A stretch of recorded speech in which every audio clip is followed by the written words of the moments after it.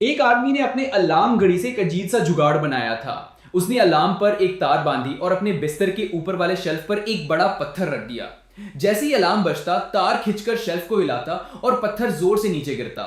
उसका काम सुबह होने से पहले उठकर सड़क की लाइटें बंद करना था, इसलिए उसने ये तरीका बनाया ताकि वो हर हाल में उठ जाए। लेकिन एक रात उसने अपना बिस्तर थोड़ी जगह बदल दिया और वापस सही जगह नहीं किया। अगले दिन सुबह जब अलार्म बजा, पत्थर सीधा उसके सिर पर गिरा और वहीं उसकी मौत हो गई।